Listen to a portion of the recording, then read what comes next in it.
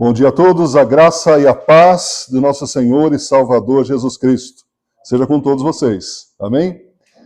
Vamos abrir nossas Bíblias em Atos capítulo 8, os versos de 5 a 8.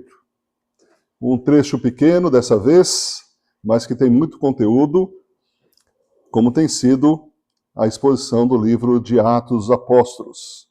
Atos, um livro histórico, que foi escrito pelo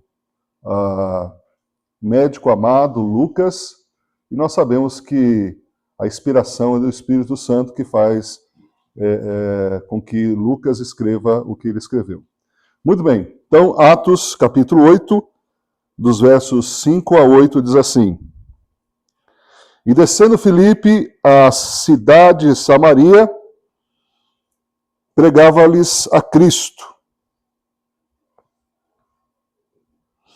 E as multidões estavam atentas, unânimes, às coisas que Filipe dizia, porquanto ouviam e viam os sinais que ele fazia. Pois os espíritos imundos saíam de muitos, clamando em alta voz, e muitos paralíticos e coxos eram curados. Havia grande alegria naquela cidade. Então, meus irmãos, nós estamos diante de um texto que fala de alegria de uma cidade. Uma cidade inteira, ela se alegra. A cidade, o Evangelho traz alegria à cidade. Então, esse é o tema da mensagem. O Evangelho que traz alegria à cidade. A cidade de Jundiaí é uma cidade alegre? A cidade que vivemos, alguns vêm de outras cidades, é uma cidade alegre? O que se constitui verdadeiramente uma cidade alegre na perspectiva de Deus? Nós encontramos aqui, então, 3 questões importantes. Primeira é a palavra de Deus. O segundo é o poder de Deus. E o terceiro é o povo que é receptível à palavra e, consequentemente, ao poder de Deus. Então, nós encontramos aqui uma descrição que é muito interessante, porque esse contexto é um contexto que mostra o seguinte: se nós olharmos para os versículos no começo do capítulo, ou seja, o versículo de 1 a 4, nós vamos ver aqui um contexto importante. Versículo 1 do capítulo 8, são os versículos anteriores, diz assim: Também Saulo consentia na morte dele, e fez-se grande perseguição naquele dia contra a igreja que estava em Jerusalém. E todos foram dispersos pelas terras da Judéia e Samaria, exceto os apóstolos. E alguns varões piedosos foram enterrar Estevão, e fizeram sobre ele grande pranto. E Saulo assolava a igreja, entrando pelas casas, arrastando homens e mulheres, encerrava-os na prisão. Mas os que andavam dispersos iam por toda parte anunciando a palavra de Deus. Então nós temos aqui o quê? Um contexto de perseguição. Nós encontramos, desde o início da igreja, esse fator de perseguição. E a perseguição não acabou no primeiro século. A perseguição contra os cristãos continua até hoje. Nosso país ainda não sofre uma perseguição, pelo menos uma perseguição direta. Há uma perseguição velada. Há uma perseguição hoje nos meios acadêmicos, nas universidades. Quando um jovem ele se posiciona como cristão, muitas vezes ele é perseguido, né, pelos professores, pelos próprios colegas, pelos próprios alunos. Numa empresa também, quando um cristão se posiciona como cristão, também ele pode sofrer retaliações, ele pode deixar de ser promovido por conta de algum preconceito que se tenha em relação ao cristianismo em si. Também um motorista de Uber, às vezes, não não fala de Jesus para as pessoas porque pode receber lá uma notificação do próprio aplicativo dizendo algo que ele invadiu o direito das pessoas, a privacidade das pessoas. Há países que é lei, não se pode pregar o evangelho. E aqueles que infringem essa lei, que não obedecem essa lei, são castigados, são presos, são mortos. Então a realidade da perseguição continua até hoje. O texto mostra que, no começo do capítulo, que a perseguição, ela se torna maior ainda, de forma localizada. Por enquanto, a igreja está em Jerusalém. E a perseguição, ela começa de forma muito grandiosa com o primeiro mártir do cristianismo, Estevão. Estevão, ele foi um jovem notável. Ele conseguiu decorar todo o Antigo Testamento. Por quê? Porque ele resume todo o Antigo Testamento. Nós falamos na mensagem passada que, se você não teve a oportunidade de ler o Antigo Testamento todo, leia o sermão do capítulo 7 de Atos, que é o resumo do Antigo Testamento, através de Estevão. E mesmo assim, com tanta propriedade, com tanta autoridade, ele é acusado de herege. Ele sofre um apedrejamento. Ele é martirizado. E com isso, a perseguição cresce. Cresce de forma insustentável, porque até então teve perseguição, os apóstolos foram presos, então começa a perseguição com os apóstolos, Pedro e João, de forma mais particular, mas agora com toda a igreja. E quem está encabeçando essa grande perseguição? Saulo de Tarso. Saulo de Tarso, aqui, ele é o pior inimigo da igreja. É como o líder do Estado Islâmico. Agora, esses dias, mais 100 cristãos foram mortos no Congo. Isso a mídia não fala, não está interesse da mídia em geral falar sobre isso. Mas hoje ainda os cristãos estão sendo mortos. Ainda a perseguição, ainda a violação de direitos. Países comunistas não se pode ser cristão. Na China, por exemplo, o chinês, ao se declarar cristão, ele está perdendo direito de casa, de moradia, de estudo para os filhos, porque tudo é do governo. O governo controla. Então, a opção desses países é uma opção dentro do paradigma teológico chamado ateísmo. Já nos países asiáticos, em sua maioria, é o panteísmo. Então, Deus é tudo e ao mesmo tempo não é nada. E em alguns países nós temos o teísmo, que é o Deus onipresente, onipotente e pessoal.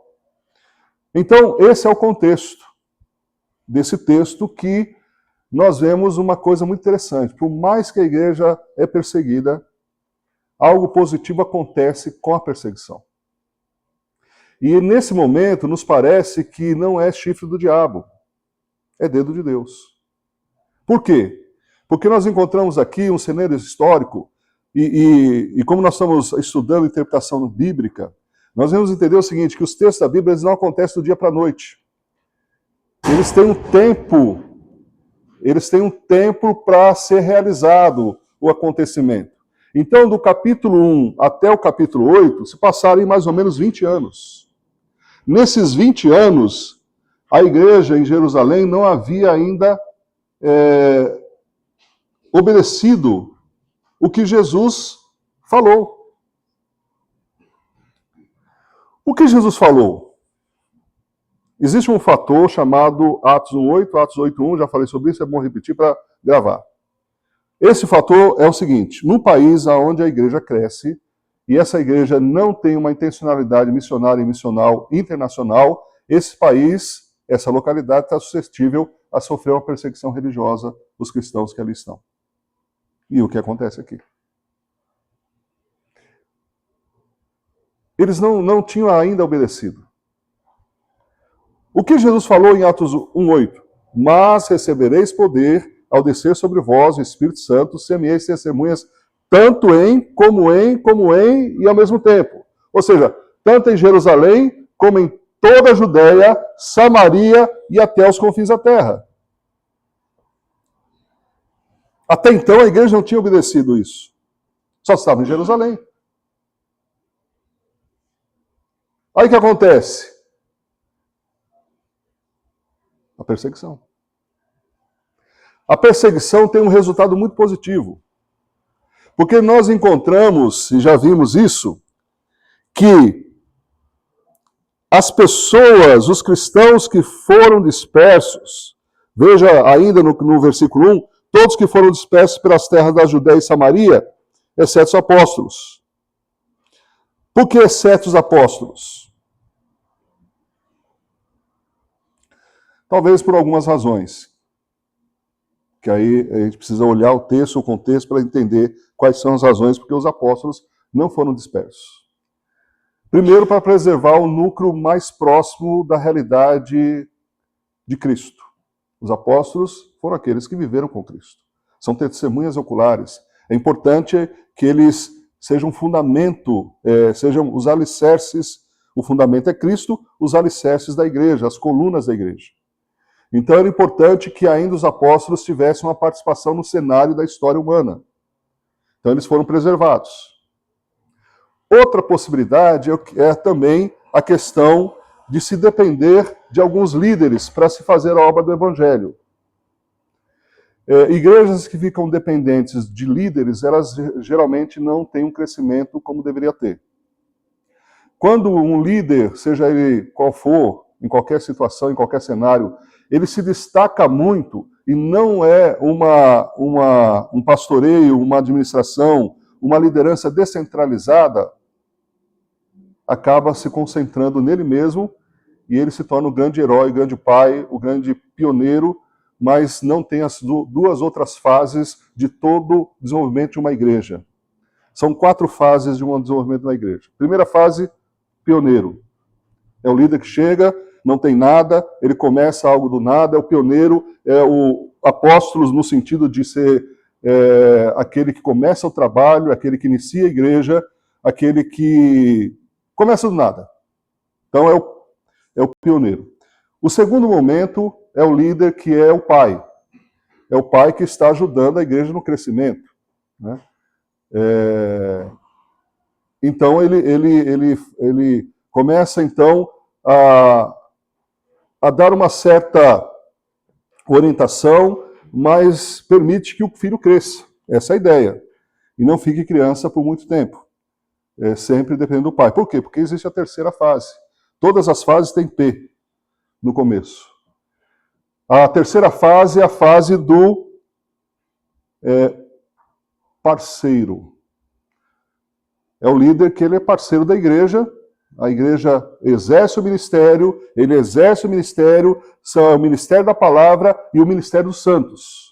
O ministério da palavra e os demais ministérios funcionando. Então, é a fase do parceiro. E a quarta e última fase, já é a fase final, que é a fase do participante.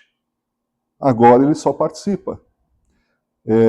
Geralmente essa fase do jubilamento, ou jubilação, ou pastor emérito, quando então ele já atingiu uma certa idade, ou um certo tempo de ministério, e aí então ele passa a ser participante. Agora ele só é convidado. Né? Então são essas 4 fases importantes. Voltando aqui ao texto, Filipe então anuncia a palavra.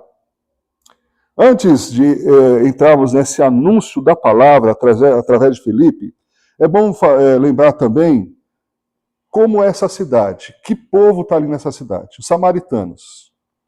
Samaritanos é uma mistura de judeus e outros povos. Os samaritanos na história, eles...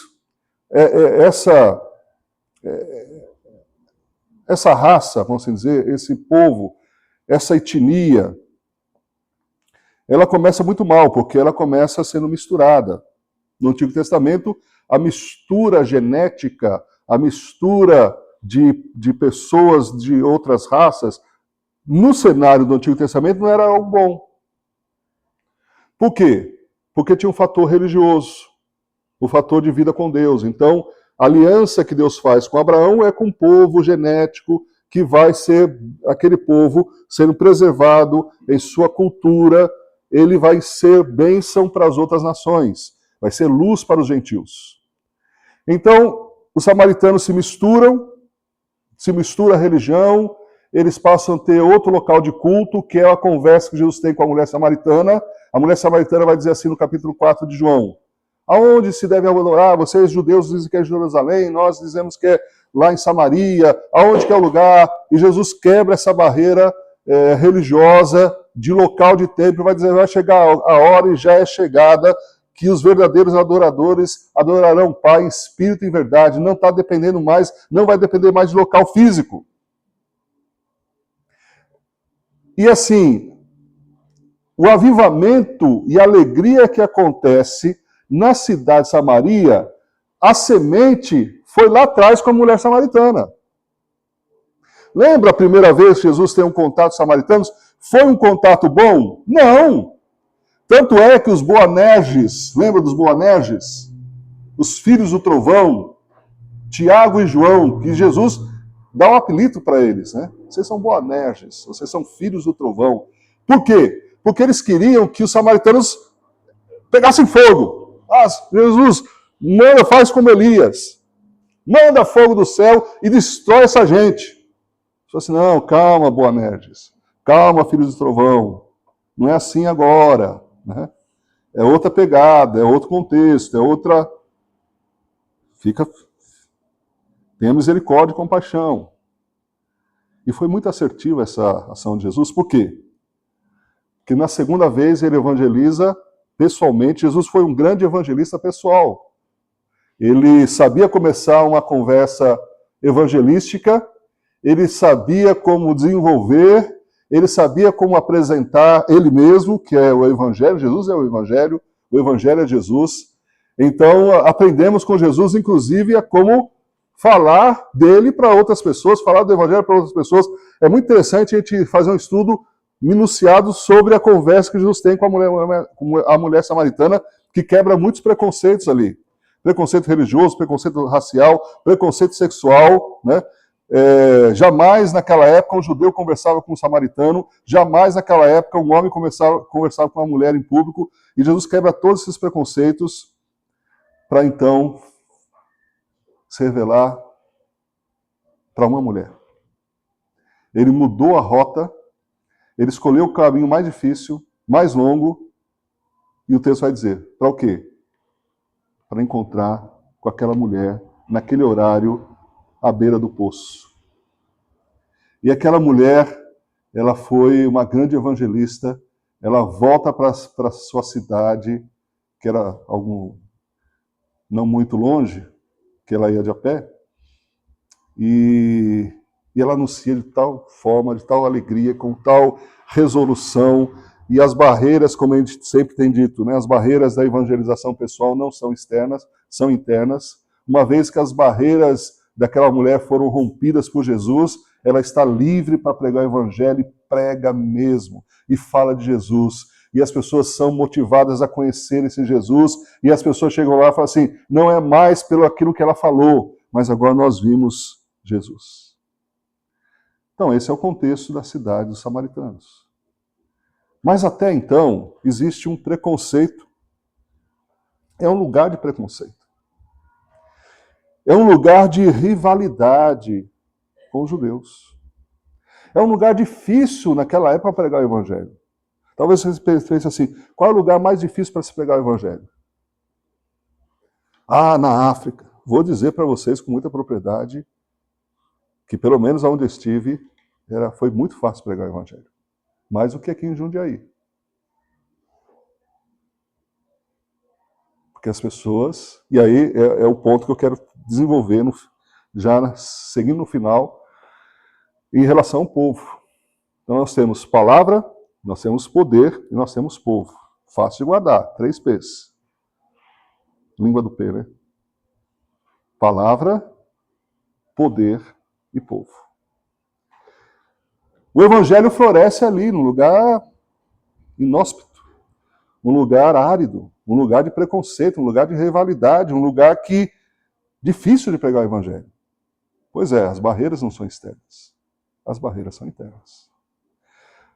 Então, entramos agora na palavra. Filipe anuncia o evangelho. O foco não era a religião e nem a política, mas Cristo. Quando nós falamos do evangelho para outras pessoas, devemos tirar todas as arestas da nossa própria formação religiosa, inclusive, da nossa formação política, da nossa formação racial. Né? Precisamos falar de Jesus, tão somente de Jesus. Quem é Jesus? O que Jesus é para mim? O que Jesus fez por mim? O que Jesus tem feito por mim? O que Jesus pode fazer por você? Essa é a ideia, essa é a linha de raciocínio. Uma pessoa, por exemplo, que está sofrendo, como você tem lidado com essa situação, ao ponto de identificar, através das palavras dessa pessoa, como então introduzir o Cristo na vida daquela pessoa.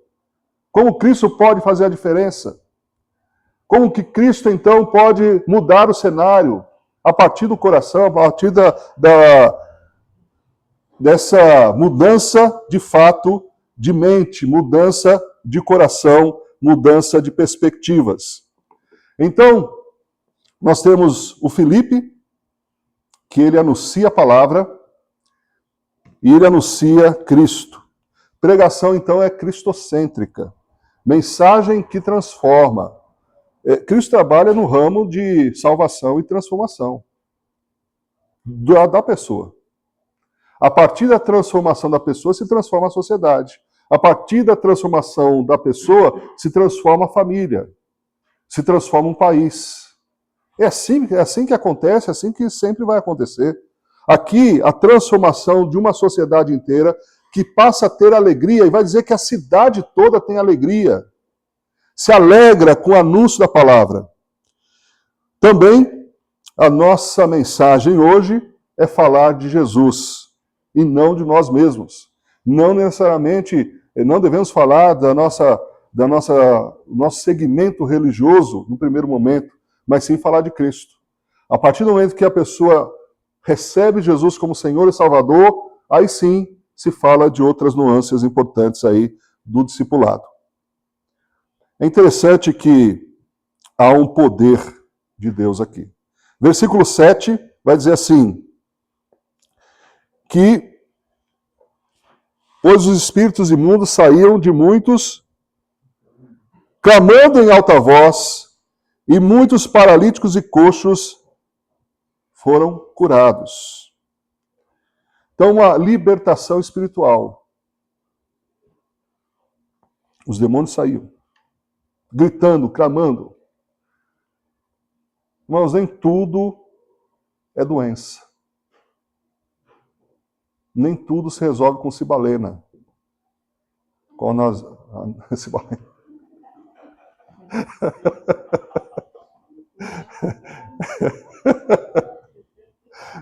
Nem tudo se cura com mercúrio. Não se usa mais, né? Nem tudo se cura com sal de frutas. Nem tudo se cura com psicólogo. Nem tudo o médico consegue curar. Tem questões espirituais envolvidas. E é necessário o confronto de poderes. Às vezes o poder contrário ao evangelho ele é muito sutil, imperceptível.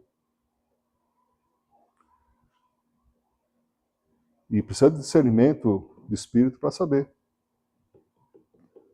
Às vezes são questões espirituais que precisam ser resolvidas. E para isso precisamos do quê? Do poder de Deus. Como se obtém o poder de Deus? Com oração, com jejum, né?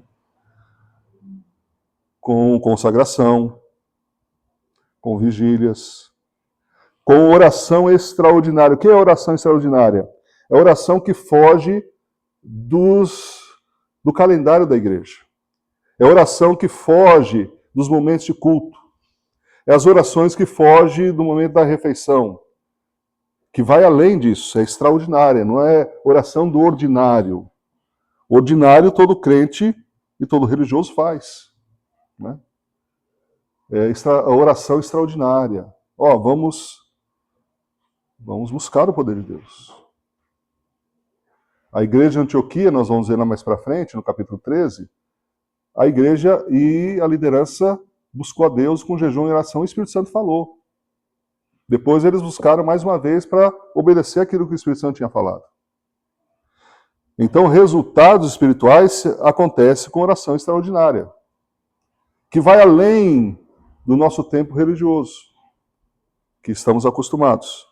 Mas também, irmãos, nem tudo é demônio. O que acontece no segmento evangélico hoje? No cenário geral, é assim. Tem pessoas que entram numa determinada igreja evangélica e a pessoa está com dor de cabeça, está com mal-estar, está com um probleminha, né? Labirintite, né? E vão querer expulsar o demônio da pessoa. E acaba agravando ainda mais. Imagine, né? Eu me lembro que um amigo foi numa dessas igrejas, eu sempre convidava para ir na igreja, tal, e ele resolveu ir em outro segmento evangélico, e ele falou assim, eu fui na igreja e apanhei. Como assim se apanhou? E era muito estranho, porque era logo no começo esse tipo de segmento, né, já faz muitos anos atrás.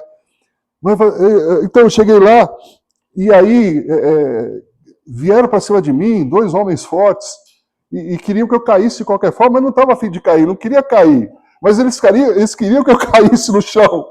E aí um pegou, e achei interessante o detalhe, que um pegou assim, e começou com os dois, essas duas partes do braço, do antebraço, e começaram a apertar assim, outro apertar minha cabeça, e foi apertando, eu comecei a ficar sem respiração, e eu tive que cair, e acharam que era demônio que eu tinha. Mas será que era demônio mesmo? Então, igrejas que têm esse... Tudo é demônio. E tem igrejas que tudo é físico. Aqui nós temos equilíbrio. Questão espiritual, questão física. Por quê? Porque aqui vai dizer assim, que os paralíticos e coxos eram curados, restaurados. Paralíticos e coxos. Lembra lá do coxo, lá do paralítico, lá da Porta Formosa, que trouxe um alvoroço lá no templo? Agora, muitos estão fazendo. E assim, o poder de Deus vai amplificando. Vem a perseguição, mas o poder de Deus vai se notificando. Palavra, poder. O Evangelho é completo. O Evangelho cuida da alma, cuida do corpo, cuida do espírito, cuida da vida social. Porque o marginalizado por conta de uma doença, a doença era também, sofria preconceito.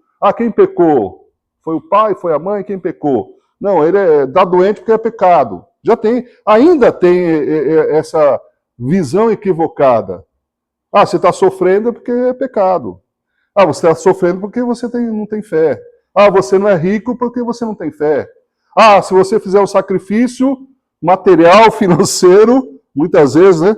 Tem igreja que é a maior seita do mundo, aceita tudo, aceita cartão de crédito, aceita vale transporte, aceita tudo, né? Para o quê? Subsidiar um império pessoal, muitas vezes um império evangélico, né? Infelizmente isso acontece.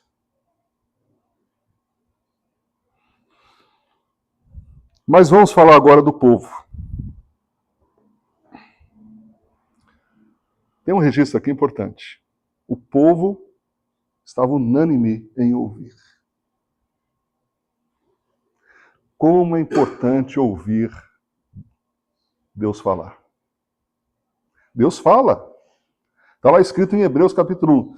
Tendo Deus outrora falado, muitas vezes, de muitas maneiras, aos pais pelos profetas, hoje nos fala pelo Filho, a quem constituiu herdeiro de todas as coisas. Ele é o resplendor da sua glória Então Jesus nos fala através do Filho, Jesus. E como que Jesus fala conosco? A fé vem pelo ouvir e ouvir a palavra de Cristo.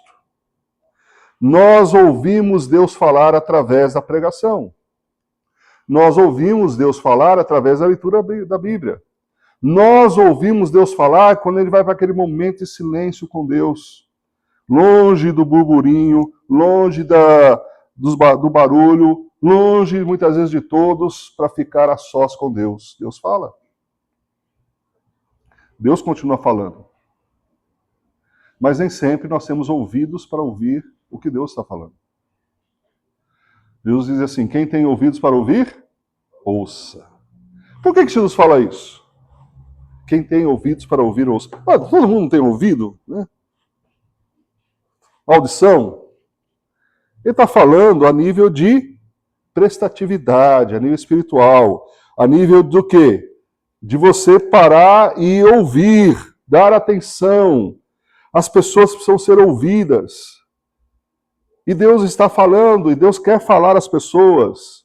Hoje em dia se tem muita acessibilidade, mas aqui tem lugares que não tem essa acessibilidade que nós temos. Irmãos, impressionante. E assim, anima, por exemplo, quando um pregador está pregando e olha no semblante, as pessoas estão ouvindo. E isso é perceptível. Quem está falando, se prestar um pouquinho de atenção, vai ver se a pessoa está ouvindo ou não. Então é sempre recomendável, quando a gente vai falar com uma pessoa, primeiro ouvir e demonstrar que nós estamos ouvindo. Como que nós demonstramos que estamos ouvindo? Olhos fixos na pessoa e não no celular, em outro lugar, olhando para outra direção, olhar para a pessoa, de vez em quando fazer um balancinho na cabeça, né, irmã Eva? Até alguma expressão facial, né? Quando uma exortação, seriedade, né? Ou com um momento lúdico, engraçado, um sorriso, né? Isso transforma o ambiente, irmãos. Porque se há um ambiente que as pessoas não ouvem, não prestam atenção, não demonstram que estão ouvindo, esse ambiente é contaminado. E aí, né, o povo aqui, ele estava unânime em ouvir. Permita-me uma experiência na África.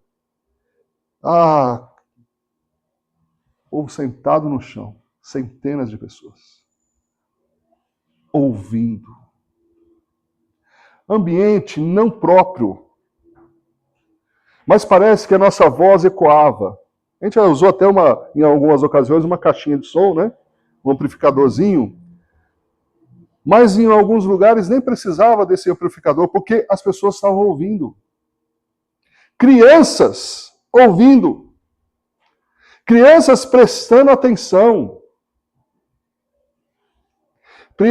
Pessoas e crianças e todo o público, seja ancião, seja a dona de casa ali, o pai de família, todo mundo prestando atenção. Meus irmãos, aí é fácil. Ou seja, é mais fácil se pregar o evangelho. Uma vez eu fui fazer estágio, regência, né? Numa escola, quando eu estava fazendo licenciatura em filosofia, aí tinha que fazer a regência, né? Ou seja, acompanhar um professor em sala de aula. Eu pensei assim, eu não quero ser professor. Naquele contexto, não. Naquela escola, não. Com aqueles alunos, não. Primeiro, uma classe lotada de adolescentes. Segundo, ninguém prestava atenção no que o professor estava falando. Ao ponto do professor fazer o seguinte. Ele diz assim para os alunos, eu estava do lado ouvindo, ele falou assim, vamos fazer o seguinte, quem quiser aprender, fica aqui, perto de mim. Quem não quiser aprender, fica no fundo. Faça o que vocês quiserem, mas não faça muito barulho. foi a forma que o professor entendeu que poderia dar aula. Porque numa bagunça geral, nem aqueles que querem aprender tinham condições de aprender. Esse povo aqui, então eles têm a palavra, eles têm o poder e o povo para receber a palavra e o poder de Deus. A Shema. Já ouviu falar da Shema? Shema é a declaração, é o versículo que todo judeu sabe. Ouve Israel, o Senhor teu Deus é o único Senhor. Está lá em Deuteronômio capítulo 6, 6:5, se não me engano. A Shema. Ouve Israel, o Senhor teu Deus é o único Senhor. Muitos judeus radicais a nível de monoteísmo, radical, vai dizer assim, tá vendo? Está escrito lá, o Senhor é o único Senhor. Então esse negócio de trindade não existe. Ah, é? Vamos ver lá o texto hebraico. Echad. Echad, unidade composta. O que significa uma unidade composta? Está lá em Neemias. Todo o povo se ajuntou como um só homem. Unidade composta. Então, no próprio Shema, tem lá, de forma intrínseca, de forma lá no detalhe da palavra, o conceito de trindade. E aí, o judeu fica bravo, quer te bater, mas não tem jeito. Está lá, no texto hebraico. Resultado. Qual é o resultado disso? Palavra, poder, povo para ouvir, povo receptível, povo unânime, ambiente favorável, a cidade toda impactada. Houve grande alegria naquela cidade. Porque existe libertação. Existe algo do céu na terra. Sabe aquela vez aquela primeira vez que você ouviu o evangelho, a alegria que veio no seu coração? Muitas vezes o nosso primeiro amor, ele se perde com o tempo. Mas eu, particularmente, eu creio que todos vocês que receberam Jesus pela primeira vez, ouviram, entenderam o evangelho pela primeira vez, grande alegria. Boas novas da salvação. Então imagine, por exemplo, numa sociedade que até então não tem o evangelho, e de repente o poder de Deus desce dos céus e chega naquela cidade. Grande alegria. Grande alegria, as pessoas são libertas, são salvas. As pessoas são transformadas. Alegria, a verdadeira alegria se dá quando nós temos certeza da nossa salvação através da comunicação do Evangelho e, consequentemente, a transformação do nosso coração resulta em grande alegria. Se isso acontece comigo, pode acontecer com outros. Se acontece com outros, no mesmo tempo, a cidade toda pode ser impactada. O verdadeiro Evangelho gera esperança, alegria duradoura. Pode acontecer o que for. Pode ter a pior situação, porque uma coisa que me chamou a atenção. Lá eles não tinham nada. Nada. O pobre no Brasil é rico em relação ao angolano. Não o angolano da elite ali do centro de Luanda, mas o angolano lá das periferias, lá das comunidades, lá no meio da selva. É impactante a alegria que eles têm. E eles não têm nada. Muitas vezes nós temos tudo e não somos alegres. Criança no Brasil que tem tudo. E vive dando trabalho aos pais, vive questionando os pais, vive sendo mal criado, vive reclamando da vida, vive... Por quê? Porque a gente tem tudo. Por isso, a alegria não depende daquilo que temos, mas daquilo que somos. Aquelas crianças, aqueles adultos, as mulheres de certa idade, não sei se vocês viram no vídeo, senhorinhas com molejo lá, com uma alegria, uma festividade. E aquelas comunidades que chegamos, a maioria eram evangélicos. Igrejas plantadas ali. Que é uma coisa muito interessante. É diferente do Brasil, que ainda a maioria, agora está se mudando o cenário, maioria do catolicismo romano, lá, igreja romana, igreja evangélica tem o mesmo quase que o mesmo pé de igualdade em termos das comunidades mais afastadas. Então, o evangelho chegou nessas comunidades e produziu alegria, e a alegria não depende daquilo que eles têm para comer. Uma refeição só por dia. Uma massa misturada com ervas. Um dentista falou assim, não estou tendo muito trabalho aqui. Por quê? Não tem cárie. As crianças não comem doce, não comem nada, não tem cárie. Mas tem outras situações do próprio dente, de má formação e outras coisas, tiveram algum trabalho sim. O evangelho verdadeiro gera esperança, alegria duradoura. Jesus continua trazendo alegria às cidades, famílias e corações. Conclusão. Que concluímos tudo isso?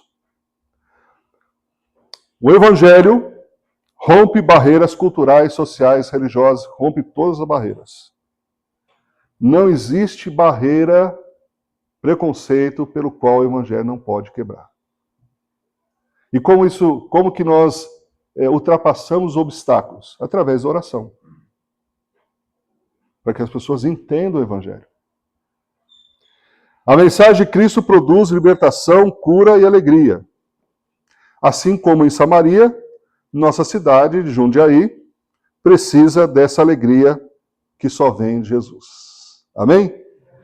Nossa cidade está precisando de alegria?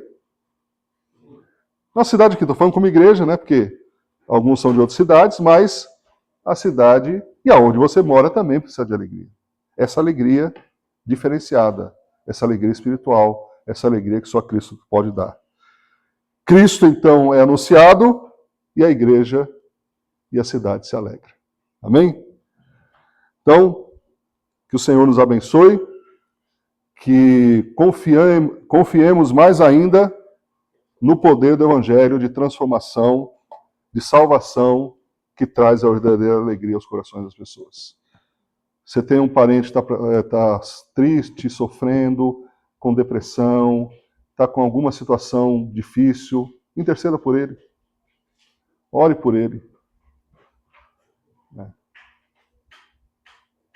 Nós vamos fechar agora a transmissão, mas eu quero deixar um desafio para você. Logo após, você pode então orar pelo seu parente, pelo seu amigo, pela pessoa que você sabe que está sofrendo hoje. Com alguma situação da vida, para que Cristo entre em sua vida, entre em seu coração e traga alegria. Amém? Vamos orar.